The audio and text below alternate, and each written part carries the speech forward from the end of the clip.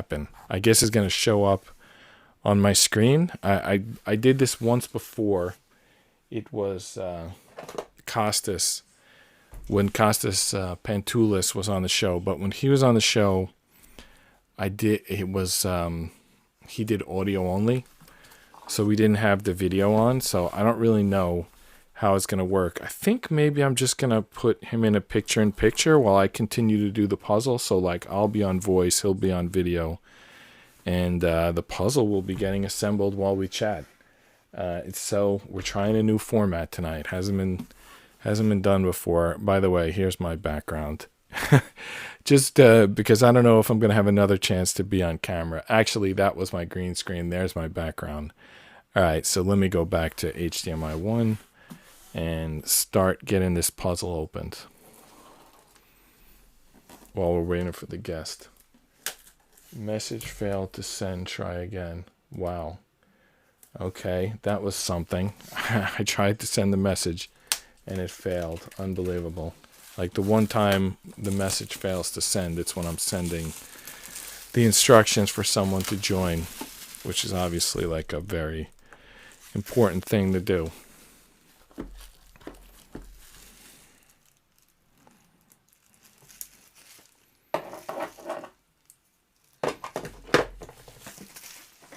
All right, I got the plastic off the puzzle. Let's see what's in there.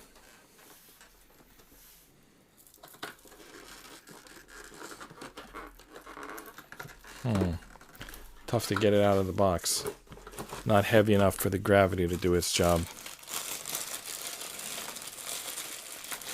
More plastic. Let's get it out of that plastic. Oh, there's a little poster here, I guess, of what the puzzle's going to look like. So, we got some buck, we got some grass, we got some water. Is this obviously that's not exactly the mountain from Close Encounters, but is it the same park where it was?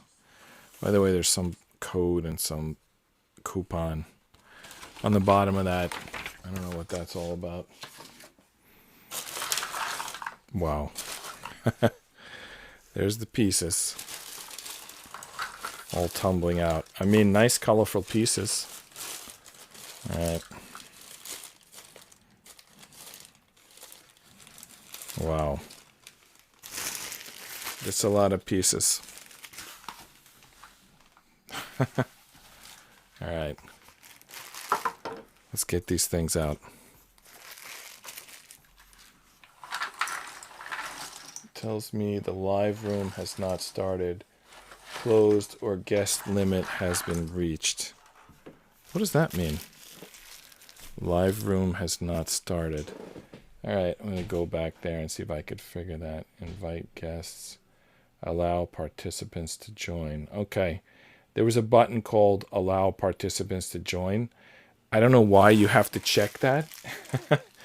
I'm just going to tell them try again. So I was reading the message from the guest. And it said like something wasn't like live or something. So we're going to try again. Let's see if it works this time. There was a checkbox and it said like allow participants to join. So I checked it. And now hopefully it's going to join. And then when he joins, I got to figure out how to put it on screen and how to do the volume. So we're all like learning together here. So here's the puzzle pieces. That's a lot of puzzle pieces. Anyway. Yep. We're going to start putting those together. Alright, about to go live on this channel. Alright, that's cool. Alright.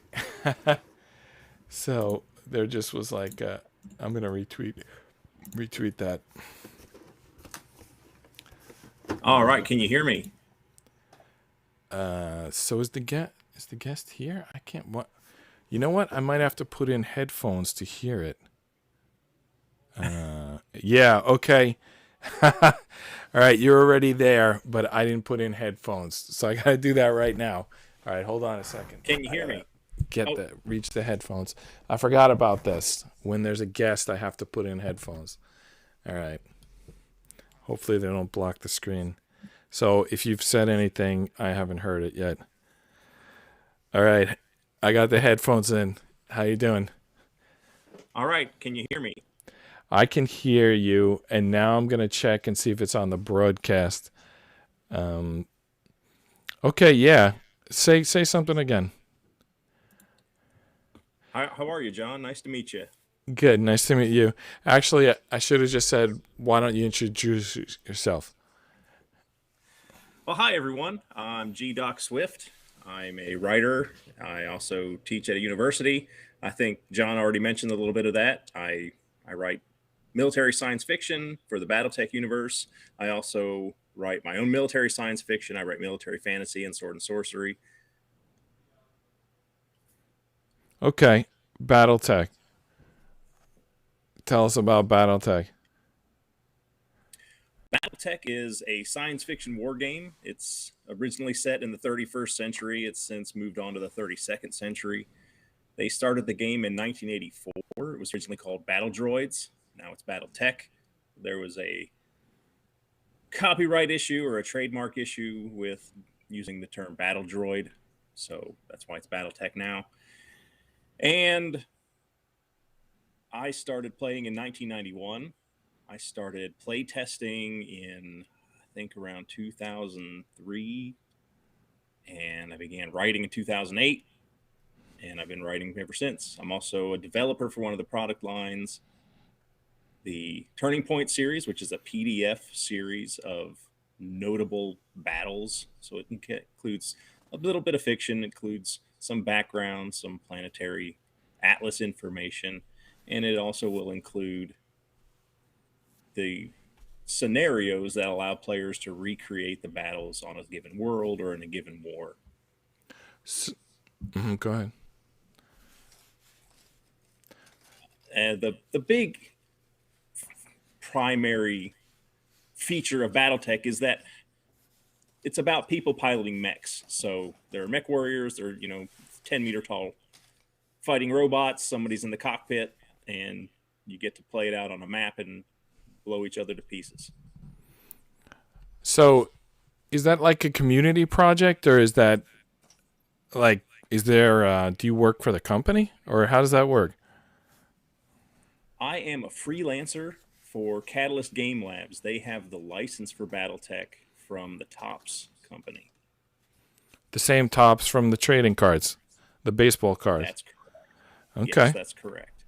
That's Is cool. my camera acting up? Oh my goodness. I don't know. Let me see. Wow.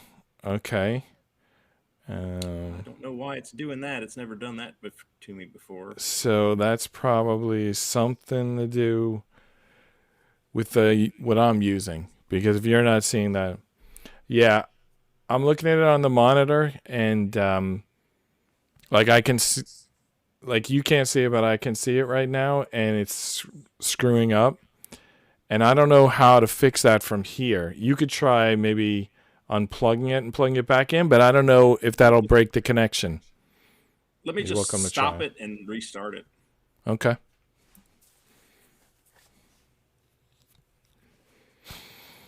So we might. Nope, Oh, that okay. didn't No, do it it. stayed. Yeah, but it's still screwed up. All right, let's Hmm. try it again. Well, let's just see if it resolves itself. Yeah, I don't know. It's like what goes bad and then it comes back. I don't know. Well, I guess we'll just have to live with it. Yeah. What about? Oh wait, it's like really smashed. Let's just do voice only. Is that if that's okay? That'll work fine. So how big are you into the comics gate thing? I'd say I'm in pretty big. I was, around pretty much when it started, I guess.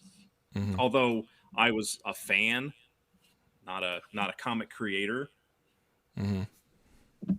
And I remember all the drama on YouTube and I didn't have a Twitter account back then, so I didn't know everything that was going on Twitter and how much of a cesspool Twitter can be sometimes. Did you join it because of Comicsgate? Like Comicsgate sold Twitter to you? Sold you Actually, on Twitter? I created a Twitter account at some point apparently because I had one, but I had never used it.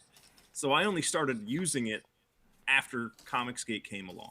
So pretty much to answer your question, it's basically a yes.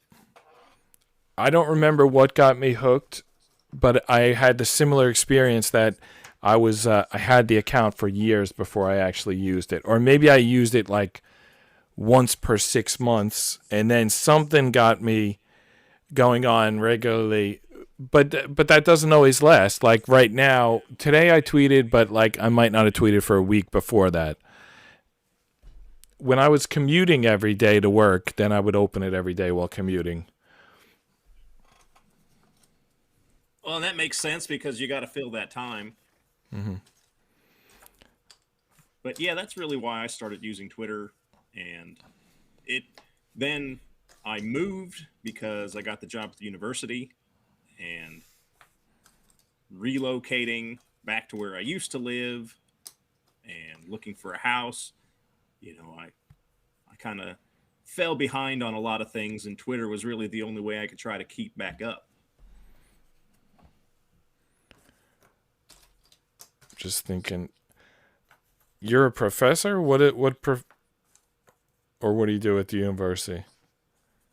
I am in the School of Mechanical Aerospace and Materials Engineering. I'm an assistant professor. Because your I name teach is materials. like G Doc.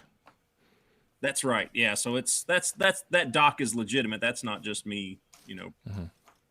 Uh, aspiring to greatness. I got my PhD in 2004, so it's Jeff Swift PhD. Uh huh. I wonder which one of us is older. I'm 49. I don't know. You don't have to say your age, but if you want to say over and under. I'm still 47. Okay. All right. I got you by a couple of years. All right. Why is Comicsgate like I saw yesterday with that Timcast? I actually didn't watch the show, but I saw that you tweeted it, and it said it was Ethan. I don't even know how to say his full name, but it was like Ethan's name was there, and then like hashtag Comicsgate. So I mean, I didn't watch the show, but I guess he was like representing Comicsgate to the rest of the world. I mean, who else might watch Timcast? So Yeah, why is exactly. he so associated? Well, it's Ethan Van Sciver, Mm-hmm. and he's probably the most prominent comics gator because he's got the biggest following. He's got the biggest YouTube channel, at least for several years. I guess if you think about Eric July, he has a larger YouTube channel, and he's got all kinds of other things going on other than Comicsgate, whereas Ethan is really focused on Comicsgate, I believe. And Ethan's the one that has the trademark on Comicsgate. He can sell Comicsgate merchandise. I don't think anybody else really could have gone on Timcast and spoken competently about Comicsgate except for Ethan. Wait, he has you said copyright? Trademark? He's Like got he the he's got the trademark, so he can actually put Comicsgate on hats and Oh my shirts and goodness. whatever. So That's why everybody he use has that this. hashtag, he makes money. Well, Or at least gets I advertising. don't think he's not doing it to make money. He copyrighted it so that people he didn't like couldn't copyright it. Okay. Or trademark. But it is I'm sorry, it is a trademark. nice position to be in. Yeah, I would think imagine. so, yeah. You know, I had an incident. Let me see if I can get the book. You know, it's outside of reach, but have you ever seen my book, Sharks on the Train? I don't think I've seen that one. I've seen Okay. Vin Duty. All right. How about this? You talk about BattleTech for a second. I'm going to take a minute to see if I can find a copy. All right. You can just All right. talk. I'm stepping away from the headphones for a second.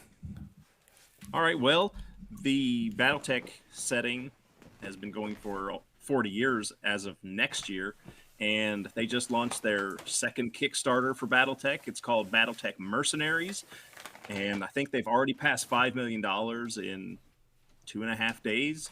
It's got all kinds of new miniatures. The Mercenaries box set is adding vehicles, so they're now vehicle miniatures, tanks for the most part. And if you're interested in BattleTech, please go check out the Kickstarter.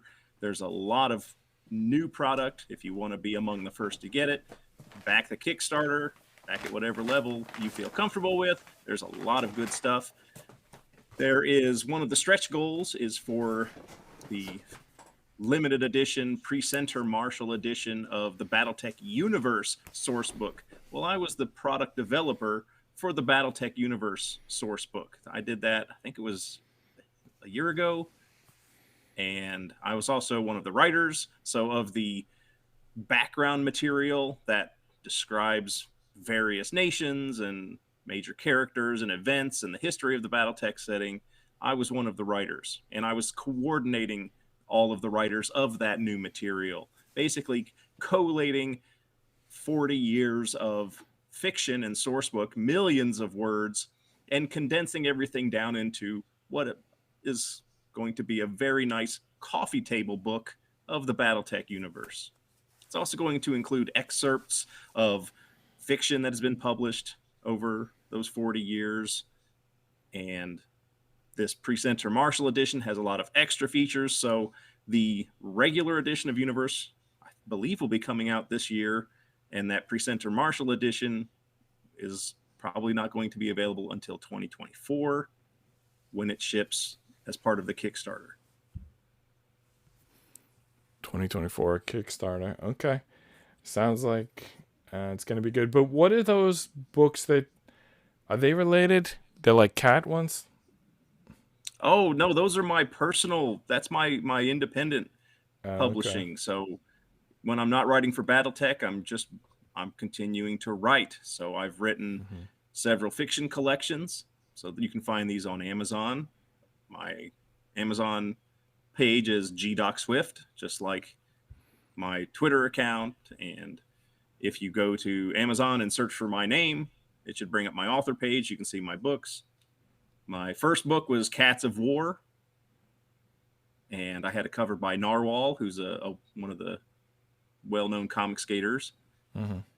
And the second book was my first novel, which is The Last Warpiper. And I've since written 2 more novels in the Warpiper series.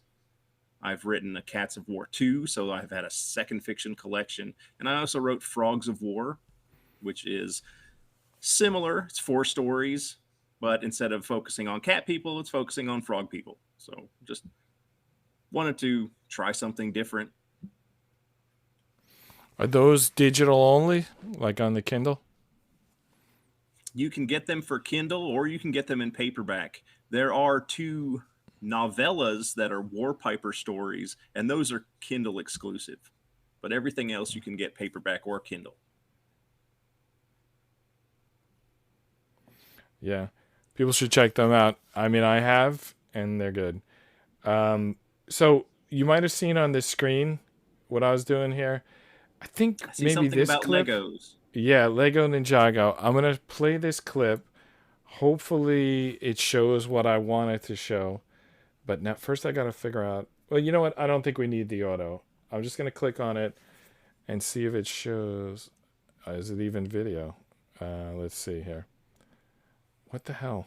It's some commercial. Oh my Looks goodness. like it. How do I get through the commercial? I couldn't tell you. I'm trying to play the Lego Ninjago, this thing. All right. I don't know how to get to it. And all right, 142. How do I play this stupid video? Anyway, I'll show you while I'm trying to get the video to come up. If it ever comes up, I'll pause it. So I'll show you first the book. So in the book, there's a gun. And in this Lego Ninjago movie, they use the exact same gun. Really? So, yeah. Let me see where this gun shows up. I got to get a few pages in. All right, there's the guy. He's got a tank on the back. See the tank on the back. The tank has sharks in it, and then it's got a gun that shoots sharks. I don't know how well you can Okay, see that. Yeah. I can see it. Okay. Maybe this camera. All right. So there's the guy. So now I So gotta the get tank is connected to the gun. right. Yeah. The tank is connected to the gun, and it shoots. Um, it shoots sharks. All right. This didn't That's work, awesome. so I'm gonna go to YouTube. So I went to watch basketball last weekend, and it wasn't. I couldn't get the basketball on. It like didn't start yet. It was too early. But what they had was Lego Ninjago, and they have this same gun. And while the guy's shooting the gun, they cut to a Lego version of Michael Strahan, and he says something, and then he says like that's copyright or that's trademark Michael Strahan, and they're saying it exactly while Lego Ninjago villain is shooting this shark gun, which my book did first, and I was thinking like, are they like making fun of me for not? Because there's his copyright. It's like on the first page. It's got my name on it. Well, it's some page has my name. I think it's where is it here? Yeah, right here. Copyright 20 2018. Well, anyway, the Kickstarter was before the movie, but now it looks bad because I printed the book. The Kickstarter was 2015, the movie was 2017, but this book was printed in 2018. So I probably don't, not that I would ever sue, but basically they used the same gun in the movie. Let's see if I can find that. Well, and that's probably going to be one of these issues where somebody would say, if you didn't trademark that exact shark gun, then you don't have a claim because Yeah. your thing isn't about Legos, so their thing is about Legos. I don't know. See, that's why I don't like that whole business, like copywriting things and stuff. I like just have a job and then make comic books in my spare time. Like if you, it's not only do you make a copyright, but then you gotta like fight with people that you think infringe on your copyright. And I wouldn't want that to be my life. Like always involved in some sort of like lawsuit to get paid for Right. something that who really cares? I mean, it's just a word. Why is it even copyrightable? Well, that's why lawyers make so much money because somebody's willing to pay, and they're willing to pay the lawyers to do it while they go about their lives in the meantime. Exactly. That's the business. They do the things that nobody wants to. Yeah. I guess universities probably a better job. Also, universities have like weight rooms and swimming pools, and you're actually Yeah, but on the site. Yeah. I'm on campus, but students get to use the rec center because they have student fees that pay for it. I would have to pay to use the rec center. Oh my goodness. So you don't So even I'm not get I'm that. not I'm not willing to do that. I already have to pay almost $300 just to park on campus. Wow. That's kind of unfair. It seems to me that should be something that would be included as part of your It compensation. should be. I don't want to get you in trouble, but talking about work online, but yeah, how could you not have parking included unless they subcontract it from someone else? But if it's their property, I mean, you would think that someone Well, it's a working state there would university, get it. Oh, okay. and so it's all I think it's a land grant university. Mm-hmm.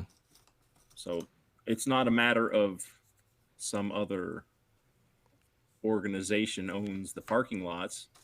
It's a, it's kind of one of these things where I understand that there are different colored decals. Faculty stickers are one color, student stickers are another, and there are parking lots so that faculty can find a parking space near their building or whatever.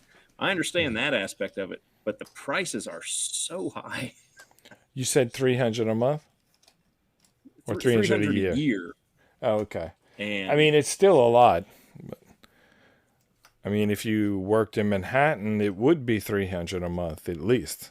Right, Yeah. right. So obviously it's a sliding scale. Yeah. 300 a year is still a lot.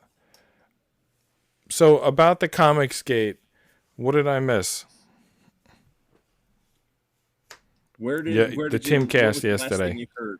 Oh, the What's Tim that? Cat. Okay, Yeah. so basically Ethan was telling Tim Cast's audience how Comicsgate came to be, how because he voted for Donald Trump, all of a sudden all of his colleagues hated his guts and they wanted him gone, and they started the typical rumor mills, the accusations without any justification, and so his contract wasn't renewed, and that's why he ended up becoming an independent comic creator again with Cyberfrog. It's better anyway. The big publishing houses, I don't know what they're doing. And not even about the Comics Gate, just the quality of the art is getting so suspect lately.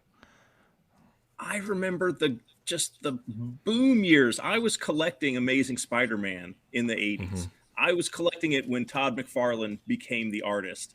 Yeah. And I remember how incredible it was. His art was completely revolutionary. There's nothing in today's comics that would draw me to read one of them in Yeah. the mainstream Was that the comics. Wendigo? The Todd McFarlane Spider-Man with the Wendigo in Canada? Or am I thinking of a different? I think you might be thinking of a Oh, Hulk Wolver. issue or something, Oh, because he okay. was on Hulk before he was on Spider-Man. Okay. Anyway, I And know what you mean, Todd McFarlane in the 90s. That was definitely, like, some people call the golden age, I don't know, the 50s or 60s or something like that, but the 90s were amazing. There was really good stuff. Now, have you been in a the comic weird, shop lately? The I haven't independents are been into a better. comic shop for probably 2 years. The independents are better. The independents make better comics these days. Not all of them, of course. Oh, sure, there's But always going to be a turd in yeah, every punch bowl, yeah, right? yeah, There is just a remarkable gulf between the quality of art from my youth to what it is today. Even the low popularity books back then, Daredevil wasn't very popular. Thor wasn't popular until Walt Simonson came along. The art was still better than what you find in a typical Marvel book these days. yeah, And the price was 75 cents yeah. compared to Now eight it's what, dollars four or whatever bucks? they're at now. Yeah, it's ridiculous. Did you say $8? That's crazy. I know some comics are $8 these days. Those might be special issues or something, but still it's an $8 comic book. Oh my goodness. I mean, Yeah, and by I'll the buy way, I'll buy a couple of back issues for $8 and have yeah, better experience. and they don't. Oh, the back issues. Well, I get them at the dollar store. There's like, I don't know why they're at the dollar store, but there'll be like three, 90s comics in a plastic wrap for $1, and I get it every time. That's a great deal. Really? I haven't seen anything like that. In my neighborhood, yeah, I think it's a good deal. I don't know why it exists. This is on Staten Island. It shouldn't be, but somehow it is. Hmm. Yep.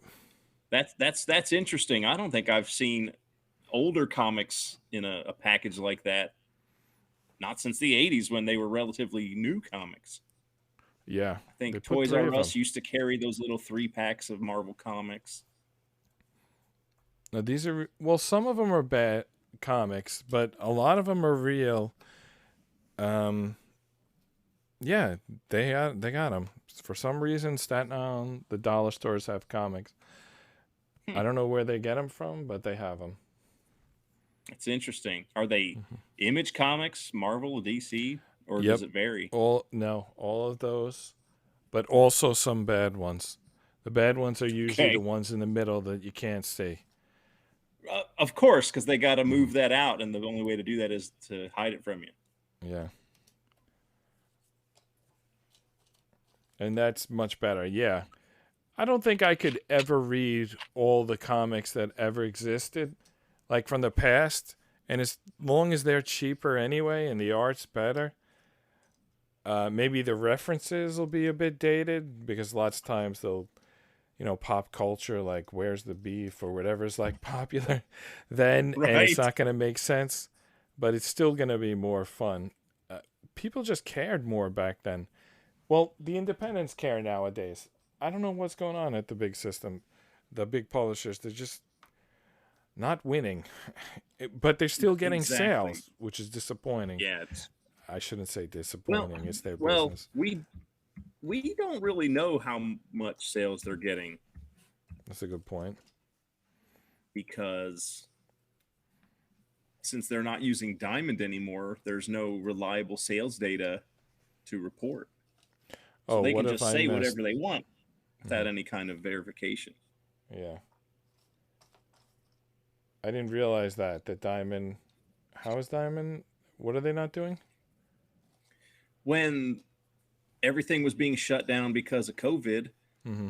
Diamond couldn't get their workers in, they couldn't deliver their comics, and I think it was DC said, "Well, okay, you breached our contract. We're no longer exclusive with you," or something, and Oh, they wow. were just no longer using Diamond. And I think Marvel followed suit, Hmm. or maybe one. I can't remember for certain which one was first, Hmm. but I believe that's how it went, and that's why we don't really have those sales data because that used to be something that comic skaters used to do.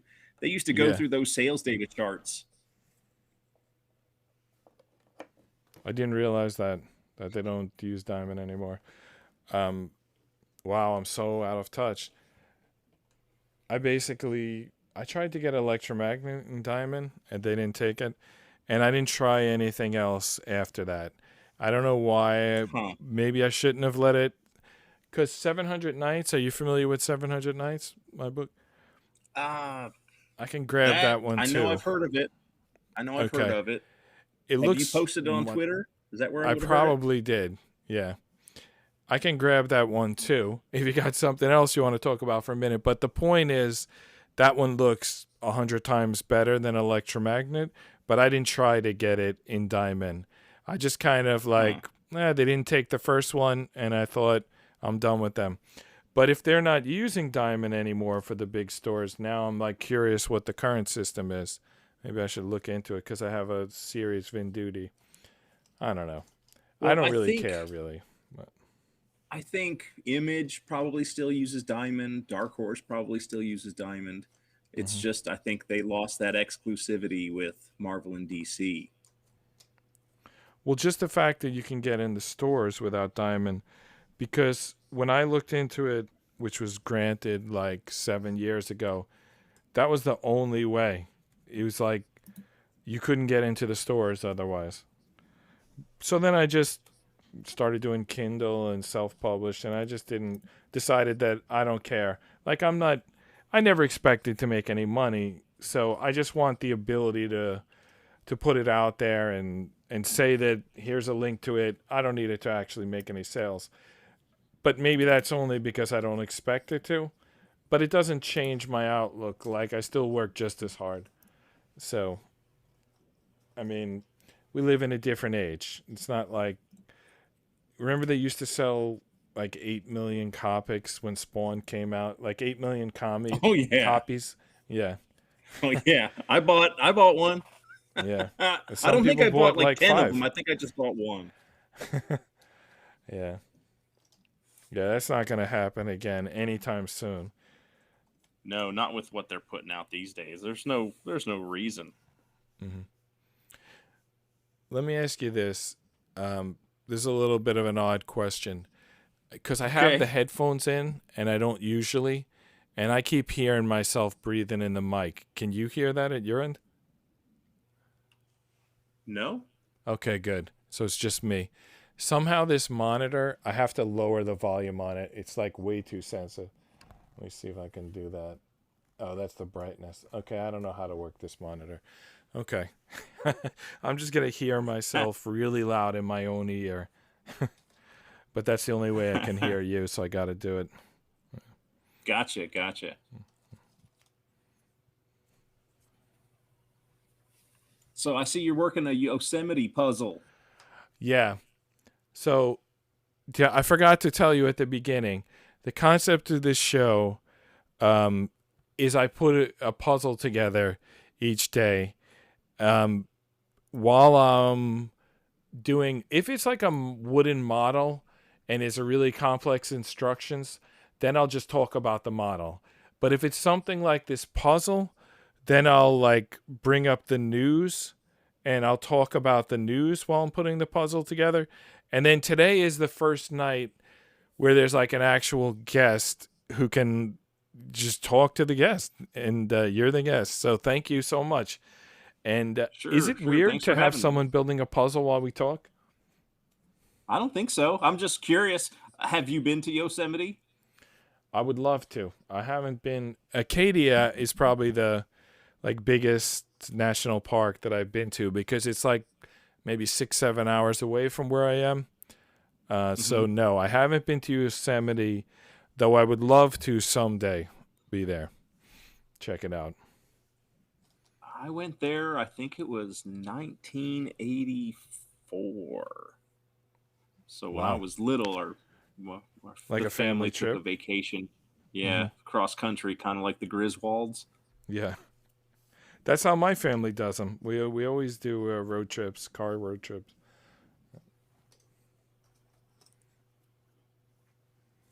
What other? Have you been to other parks? Oh, I've been to. I definitely have. I probably can't remember all of them because Hmm. you know, being a little kid, sometimes things don't stick. But I know I've been to Mount Rushmore. I've been to Black Hills. Hmm. Do you do climbing? Like even just I do the not. trails? But even No, not the we. cables, like the trails. I probably can't like a hike maybe more so Yeah, than any kind of rock climbing. my family loves the climbing. The not the climbing, Okay. just the trails. Um, just to go on the trails. The first one we did was Mount Joe in Lake Placid, which is in New Okay. York. They had the Olympics at Lake Uh-huh. Placid a couple of times. Yeah, that's where the Miracle on Ice took place. Yeah, exactly. And we saw that stadium during the trip. It was very. Oh no, we didn't see that same. We saw the 1932. I think they called it. I think they've had 3 times Lake Placid. Anyway, you can go into the. I think it's 1932 or some old one. You can like go there. You can just walk in. You don't even need a ticket, and it's a very small like stadium. I don't know how many people it fits. Like it's like a high school gym. Not that high schools have Huh. hockey rinks, but like a high school basketball gym. And you could see where the press box was. And again, it's like at a high school game, you're at a table. It was a different time back in 1932. It's really Huh. cool actually to see that something that was like national news and it was on TV looks like now, and it was like international hockey match, but now it looks like something that your local church would put on. So that's Huh. amazing. Like, where are we going to be? Like, so 80 years from now, will our local church be able to do what the Super Bowl did this year? Because that would be insane. But maybe it will Well, be. I mean, think about the Olympics in 1932. There was no television. Oh, it was covered There, on radio. Yeah. yeah, it would have been on radio. It would have been in newspapers, and maybe there would have been a newsreel at the movie theater on a Saturday. Right. So the local AAU basketball in 2023 probably gets better coverage than the Olympic hockey in 1932, That's which is very again crazy. possible. Yeah. Well. So anyway, we went climbing there, but that was the most challenging one that we did. We've done easier ones since then. Most challenging one we've done. They've gotten easier since then. So it took us, I don't know, like 2.5 hours to climb up it.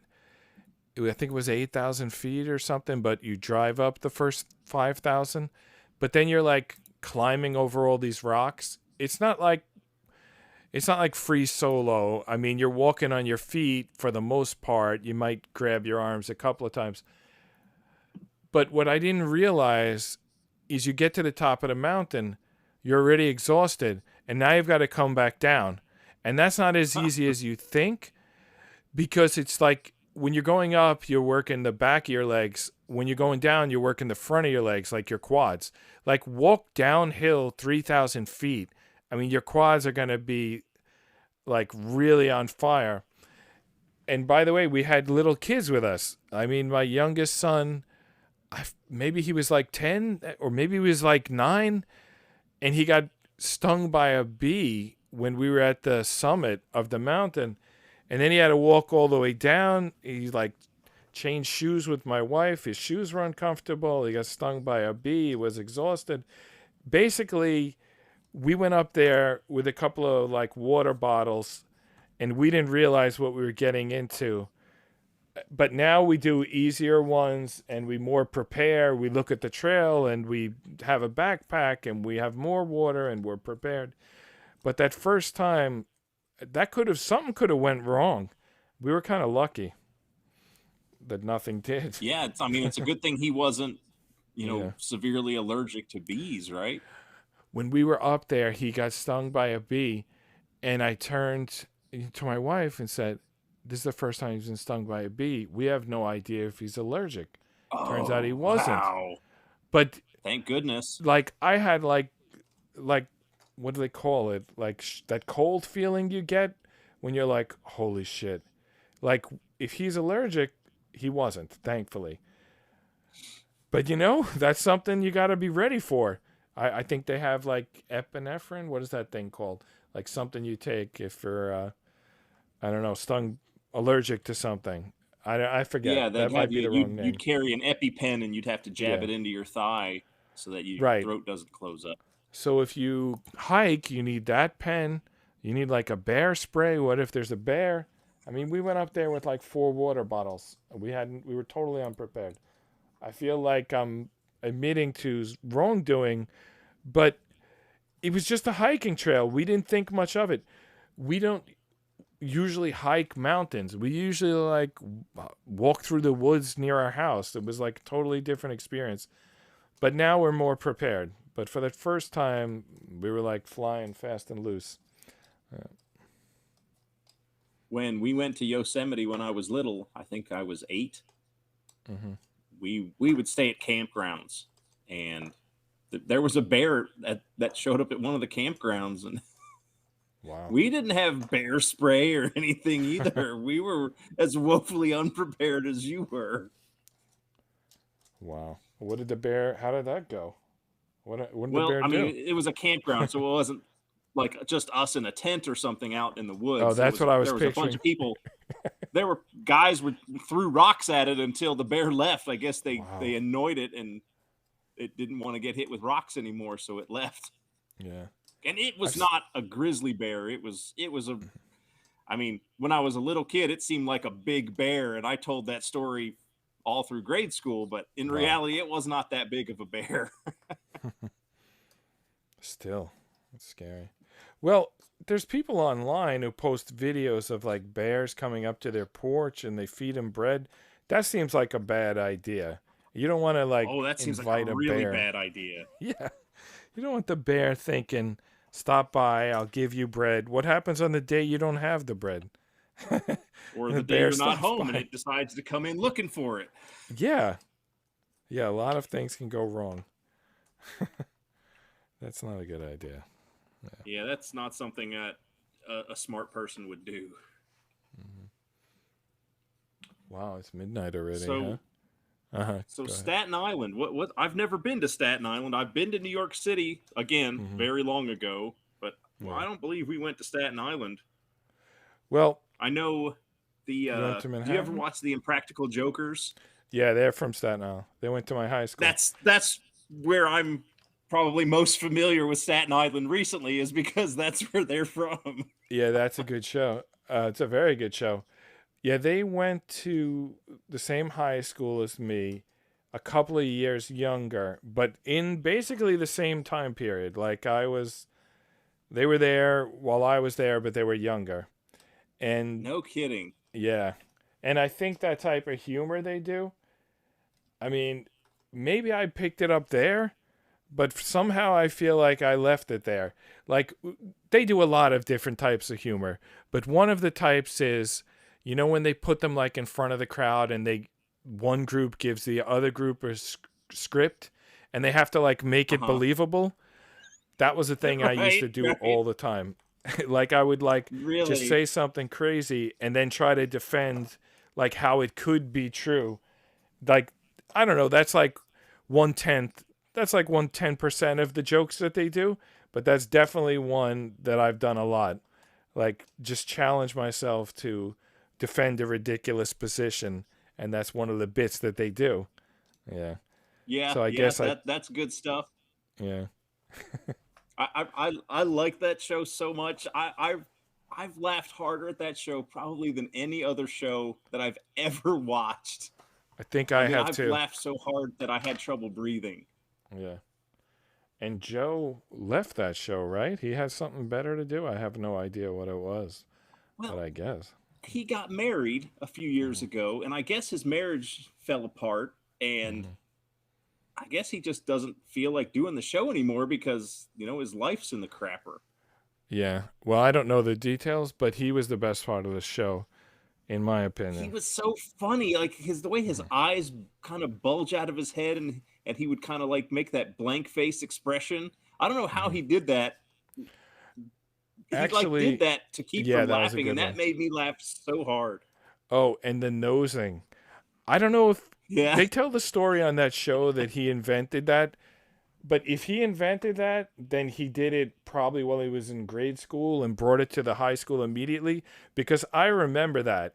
That was also a thing at the high school. Putting your nose on And people. like yeah, and like the first time you saw that in Impractical Jokers when you think this is so stupid, that's the same thing that I thought the first time I saw it at the high school. I was like, seriously? This is like a thing? Like sneaking your nose? But thinking back, maybe it was literally Joe Gatto. I don't remember. I just remember that I saw it. Like I saw that at high school. That wasn't the TV wasn't the first time I saw it. So he, I guess he did it back then, and it must have caught on a little bit That's because I funny. remember that. Oh, Sal Volcano is mentioned at least once a week at my house because every time Really. when we're lifting and someone does a set that's only one rep, it's called a Sal Volcano set because there's there's an episode where he's a personal trainer and he has the guy doing only one rep, just one. That's a good one, good set, good set. So every time someone does only one rep, we reference Sal Volcano, like Oh, it's that's part of awesome. it's part of the culture in my household.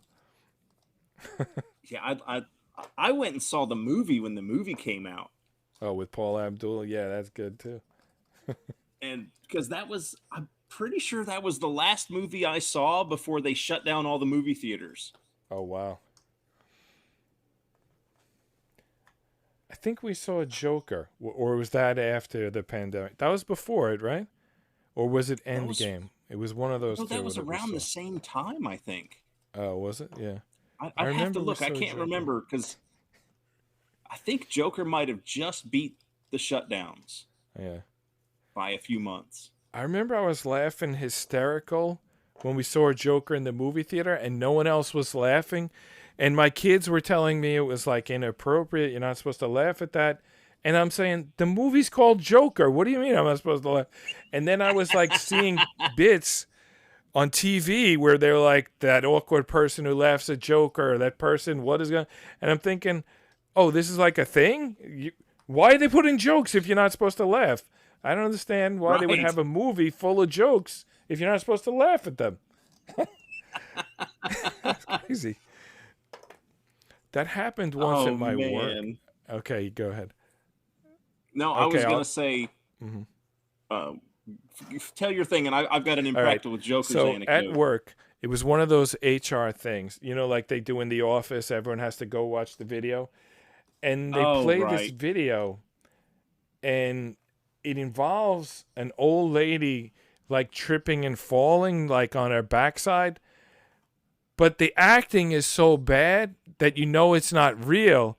And I had the urge to start laughing at the bad acting, but I knew I shouldn't because it's like an office environment. And then I look around and it looks like no one else even has the urge to laugh. And I'm thinking, how are you not laughing at this old lady badly pretending? It's like those Life Alert commercials, like, I've fallen and I can't get up. Like, everyone knows it's fake. That's why it's so stupid and it makes you laugh. But I guess at work, people aren't going to laugh at something like that, an old lady falling on her backside. And I agree, Well, they that's not probably funny. know that if they do, there's going to be another HR meeting. Well, that's exactly what I was thinking. That's why I didn't laugh. Yeah, there probably were other people who were just better at hiding it.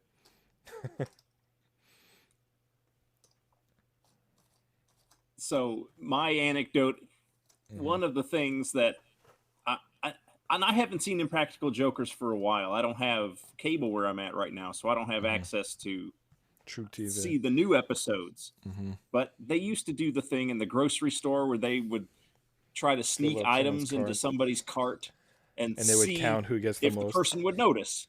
Yeah.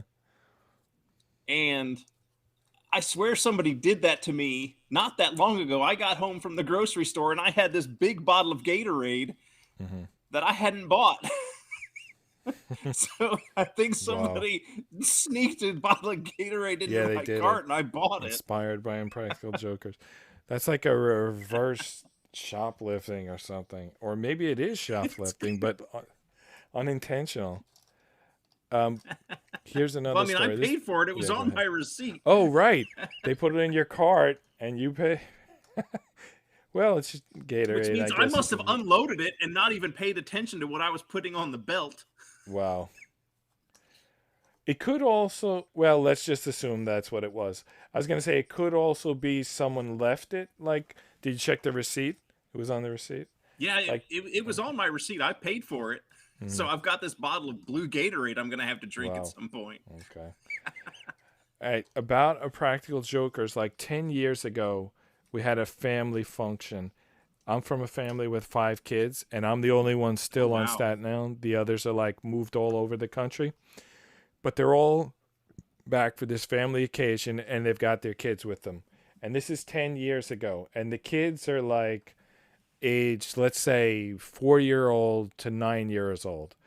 And what the boys end up playing is Impractical Jokers, where they No basically they think up way. like a dare, and then each one takes a turn like doing it. They have to do what they're challenged, and they were playing it like it was a game. They were playing like all these kids were familiar with Impractical Jokers, and they were playing it like it was a sport.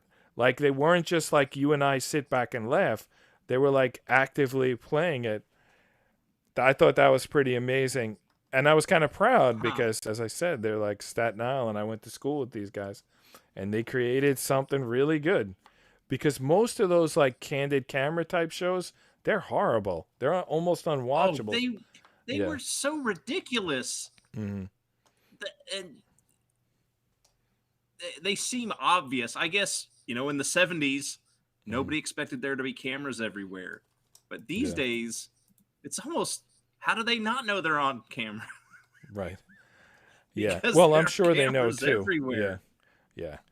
I'm sure they know too. Well, the joke is how ridiculous they act. Like the old candid camera shows were like, oh, there's going to be something ridiculous, and we're going to view the reaction of these random people.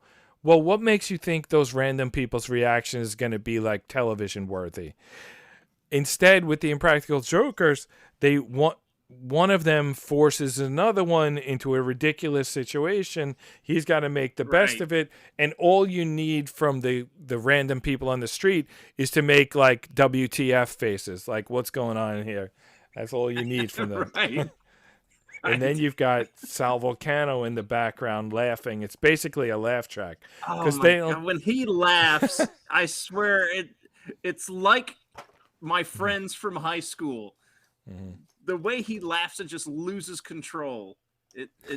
Man, that makes the show. It does because they don't do laugh tracks anymore. Like nobody does laugh tracks. They're like out of favor. But you can still have Sal Volcano laughing, and that's going to be even more infectious and convincing than some stupid laugh track. Oh my God, that bit where they're a receptionist at a doctor's office and they're reading off these ridiculous names Yeah. like RJ McBasketball. Is RJ McBasketball here? So stupid. That's another thing. Like when one person's writing and making the other person say it, the jokes don't Oh even yeah. be have to be that good because it's like let's make this guy say this ridiculous thing, and the stupider we make it, the funnier it's going to be because he's going to have to try to sell it. It's brilliant. Oh yeah. And that because they have to try to keep a straight face while they're saying these ridiculous names. Meanwhile, there are people who have been waiting there for 20 minutes to Kansas see the Nick doctor or basketball. whatever. Yeah. Oh my God. Just whoever came up with that prank, that's so funny. I want to hang out with that guy. I don't know if it was one of the guys or maybe it was a producer. Whoever came up with that, that's brilliant. Yeah. That was good. All right. It's you posted a comment. All right, hold on. I can't seem to oh, this is way back when. Oh, that was early on because I wasn't sure if you'd see my Twitter message, so I Yeah. posted it in the Okay. chat too. Yeah, I didn't look. I'm supposed to look at the comments. That's like part of my job, but I just saw it for the first time now. So, are you looking at the screen? All right, it's on the I am. screen. So, Yeah, I see. that it now. means nothing because it's been an hour ago. But the next comment, Liechtenstein Park was cool. So that I think that's not too far from Rochester, maybe like an hour south. And they call it the Grand Canyon of New York. You can look at pictures of that. I can maybe search for that. That's pretty crazy. Liechtenstein State Car. Is that what it's called? Liechtenstein's. But actually, I was going to say it's midnight. We probably should wrap it up. But let me look up this Liechtenstein State Park. If I'm even spelling that right. State Park. Why do I think it was something else? I'm going to add the word Rochester. And that'll maybe correct the spelling on the Liechtenstein State Park. Letchworth State Park. All right, Letchworth State Park. Let's search that. I think that's probably it. Oh yeah, it says Grand Canyon of the East. Wow. Yeah. Was that it? Was that photo it? Let me see. Yeah. Yeah, that's it. Wow. That's amazing. Is that upstate New York somewhere? That's upstate New York. So this one is like visually exciting, and we did hike there too. But there's another one. It was called Ausable Chasm, and that has sort of a Grand Canyon feel too, because it's like you get on a raft and you float down it. Ausable Chasm. So basically, we've been all over the New York state parks, but we haven't been to any of these big ones yet. Chasm. I'm just going to throw in all the words. River, raft. They also have climbing there. Like, so here's the rafting. Oh, wow. Like we did the raft there. But they also have climbing, like two different types. One is like a trail where you go in a harness along these walls here. And then another one is like a vertical climb where they have these like hooks in the wall and you like hook from one to another and someone helps you climb them. The boat we went on was smaller than this, had less people. It was more like this size. But yeah, you're not going by yourself though. Oh, these people are by themselves. I guess they're you could get tubing. a single boat, but mostly they're like this. There's like, I don't know, 6 people, and there's a guide. I think he sits at the back. Okay. Let's see. Yeah, this guy with the oar is the guide. So you can't really mess up. And then, oh, at the Letchworth, we didn't have time, but they had something like rafting like that too. But you had to schedule it, and we like just got there, Oh. and yeah, we weren't going to be there long. We were there for my son's track meet. We didn't have time to like schedule it and figure that out, so we just walked around. Yeah.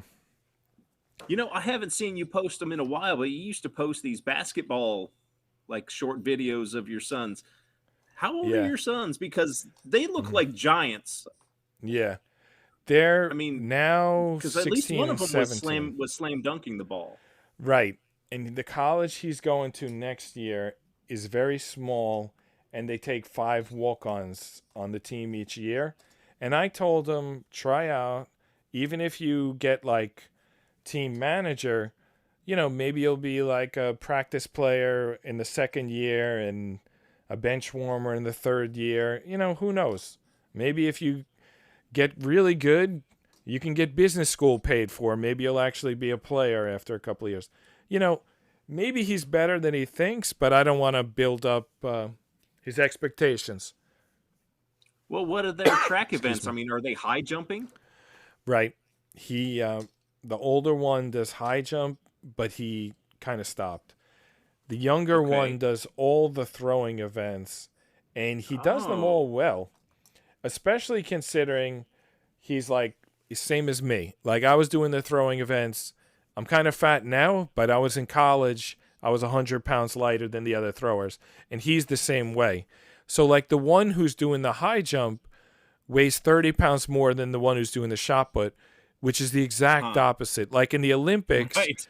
yeah, high jumpers weigh like 140 and shot putters weigh 340. It's like literally a 200 pounds difference in the favor of the Yeah. shot putters. Whereas with my kids, the high jumper weighs 25 pounds more than the shot putter because he's a year older and he's a couple inches taller. Yeah, the older one, I mean, he's got the size and athleticism to play college ball. When you factor in that he's going to a small school, I think it's possible if he wants it. If he, because college, they expect a lot. You have to like go to workouts all summer or all winter. You basically, it's like a job. Like if he's willing to treat it like a job, I think he could play in college. But it's all up to him. It's all in his hands. Oh yeah. And so if it's a small school, then is it Division 3? I mean, is it a private school? No, he's going to Siena. It's Division 1. Um, Okay. they have a long history. They're a pretty good team. They've won games in the tournament. Um, they never won 2 in the same tournament. They came close a couple times, and they had some exciting games, and they had some big victories, but not recently. They had a really good, unstoppable team the year that COVID canceled the tournament. Do you know Oh, Jalen? geez, of Yeah. course. Do you know Jalen Pickett? He's plays for Penn State, and he's like one of the top 10 players in the country. He was second team All American. He Hmm. probably should have been first team. Anyway, in that season, he was Siena's point guard. And then they had a forward, Wow. Elijah Burns from Notre Dame. And they had some other really good players. I think Manny Camper, was that his name? Or was it?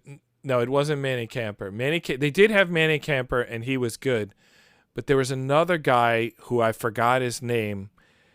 It was some guy, I can't remember his name, but he did like circus dunks.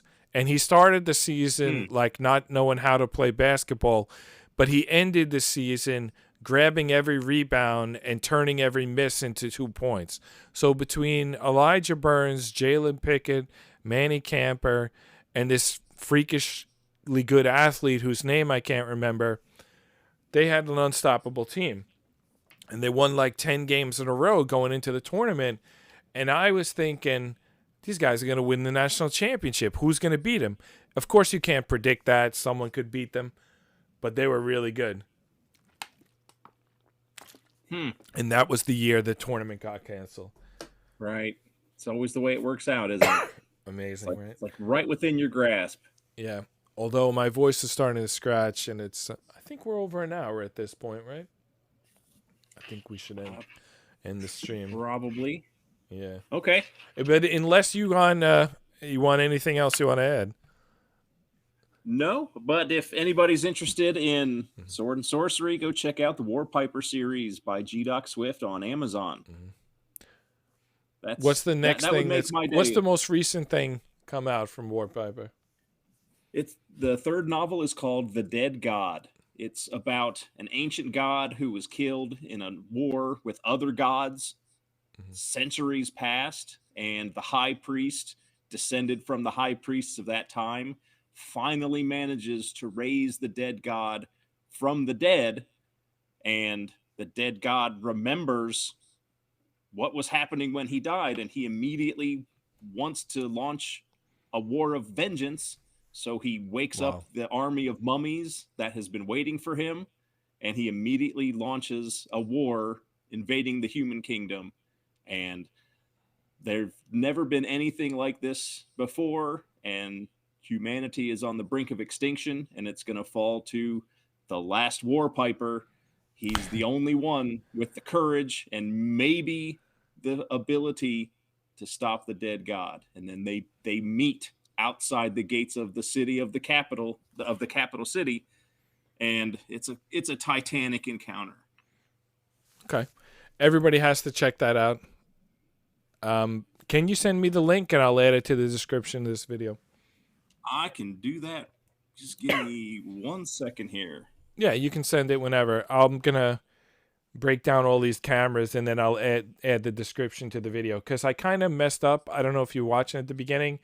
I had it set up for a different stream.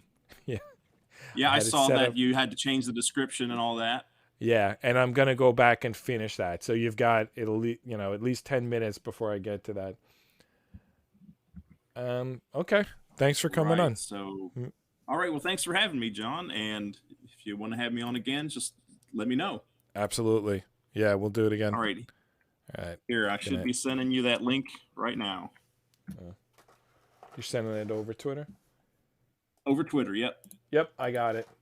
Yep, the dead god, G. Swift. Wow, just like your Twitter. Okay, cool. Yep. Yeah, I'm going to link that. Okay.